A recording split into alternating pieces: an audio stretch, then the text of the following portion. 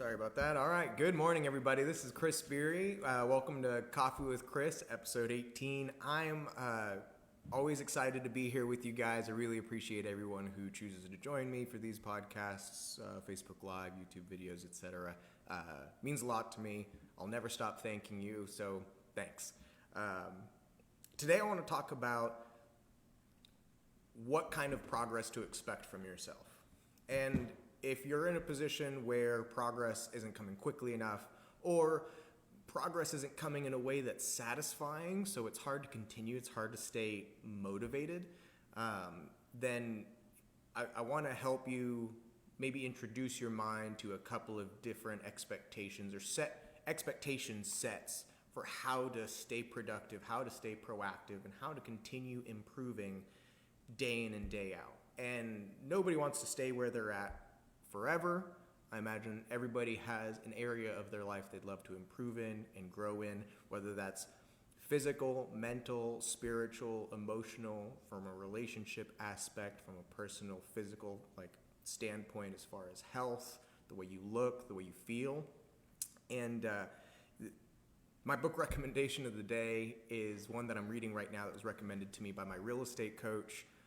It's called The Road Less Stupid by Keith Cunningham, and I'll include the description of the link for the book here in the description.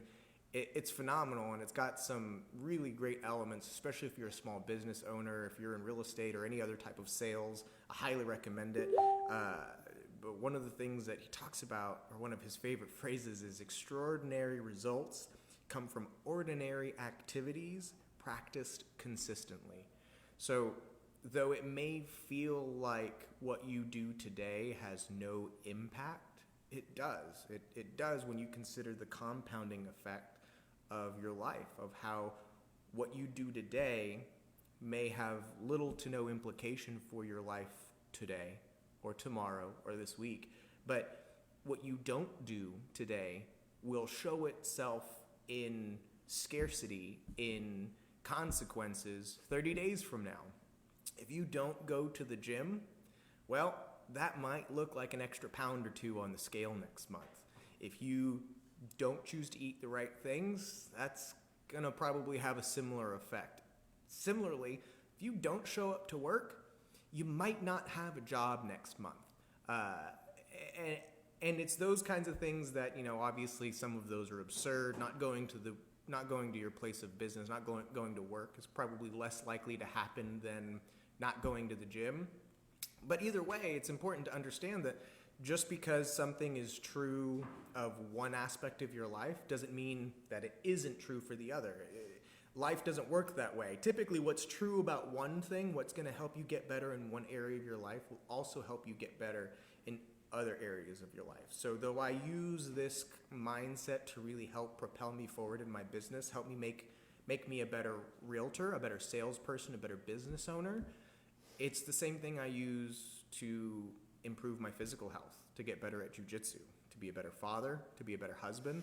And it's by doing things on purpose and understanding that I'm better off getting incrementally better day over day, even if it means just a little bit, even if it means putting in just the tiniest amount of effort, because I understand that over time, those things are going to add up, and the changes I can make in 5 years, in 1 year, with daily disciplines, weekly disciplines, monthly choices and decisions, is astounding. The level of change that you can create for yourself. And so my advice isn't that you should take on radical change and you need to change everything about yourself right now. My advice is, if you're looking to change something, if you're looking to improve your life, ramp up. Don't burn out. It's not important for you to get off the couch and go run a 5K today if you've never run a mile in your life. It's not going to do anything for you other than hurt you. Though it's the push in the right direction, growth that comes too quickly has its consequences too. So instead of getting off the couch and trying to run a 5K when you've never run a mile, why don't you get off the couch and try walking farther than you've walked in the last month or year? I don't know how many people took up walking outside during coronavirus. I definitely did, because it was my bit of fresh air. But starting somewhere small. You're always better off starting somewhere small and giving yourself a victory, because the likelihood that you're going to go back and do it again the next day is much higher. And that's the key bit.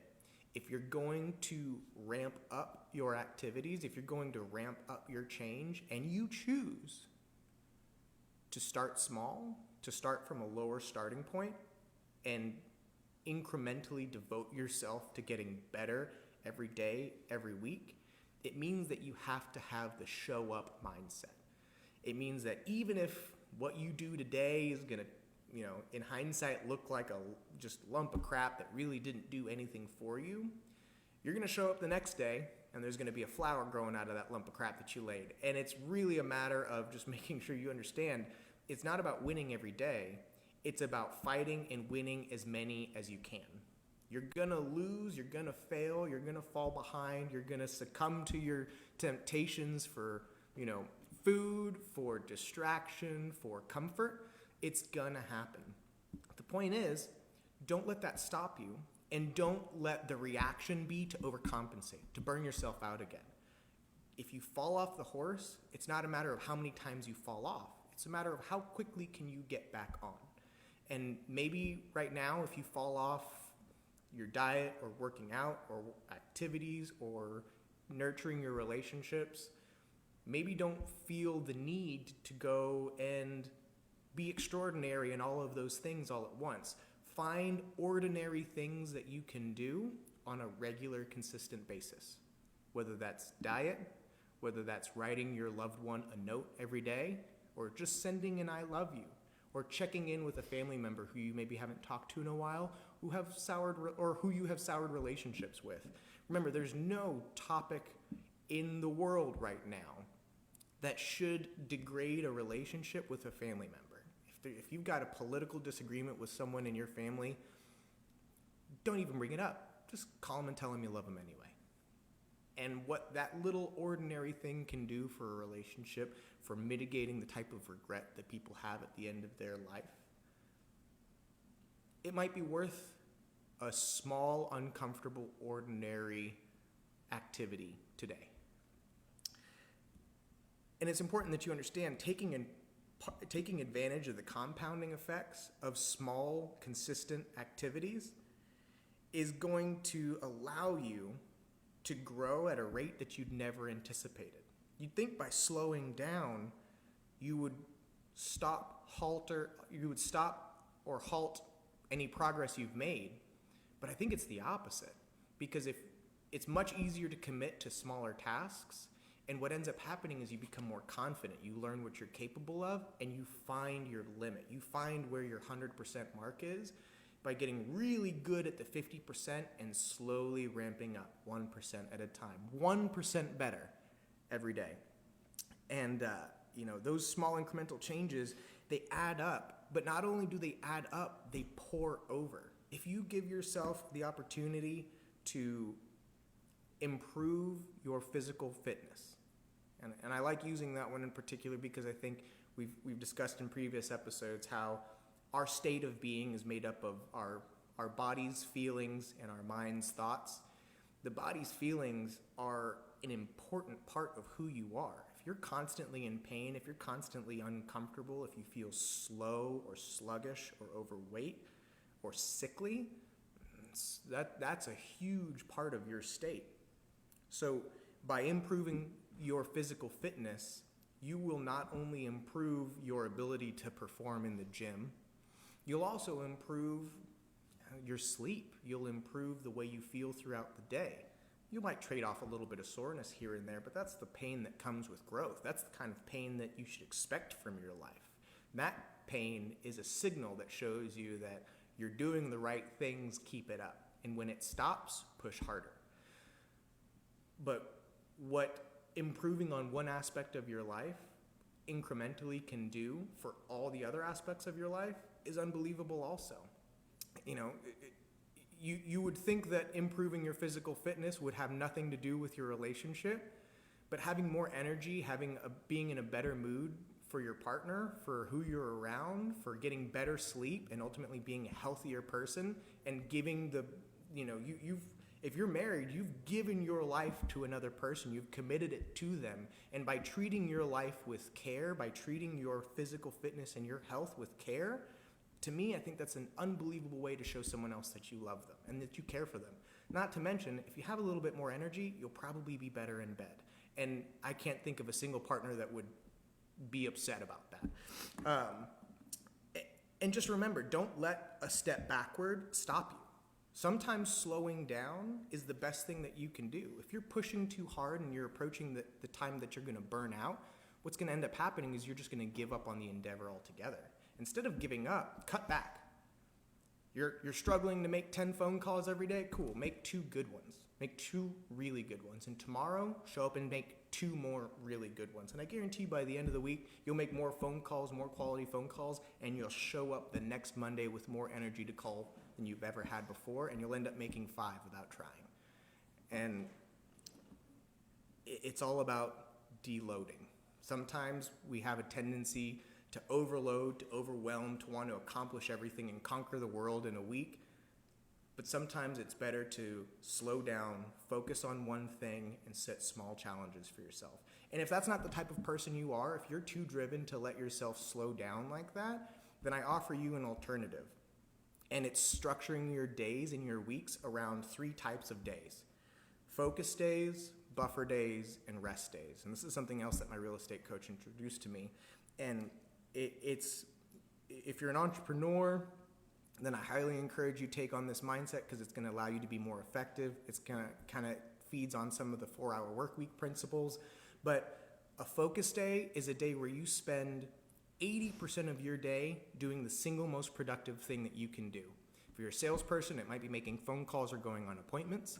If you're in a relationship, it might be interacting with your loved one's love language, whether that's the love language of people who prefer to receive gifts, or my wife in particular, her love language is acts of service. So when I do things for her and I help ease her burden, that's the best way for me to show her I love her. And if that's the focus of my day, if my week and my month is predicated on building my relationship, I'm going to spend my focus days, 80% of that day is going to be dedicated to doing what I know is going to be most effective at showing my wife I love her. If that's my focus of the day, which it almost always is. But in my world, that translates into phone calls. My number one producing activity is nurturing the relationships I have with the people who choose to do business with us and our company, because those people matter to me. And so my focus days are built around contacting those people, telling them how much I appreciate them, and seeing in what other ways I can serve them and their community, whether that's their friends or family members. And those focus days give me an opportunity to go all out, to accomplish a lot of things. But if I had a focus day every day, if you focused on your single most productive activity every day at an 80% of your day level, 6 of your 8 hours a day, you'll burn out.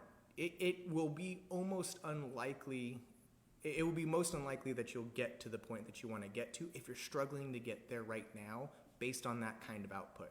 So instead, add in the buffer days. All the things that get left behind by what you do on the focus days, because you're focusing on one activity, on one thing for 80% of your day, things get left behind.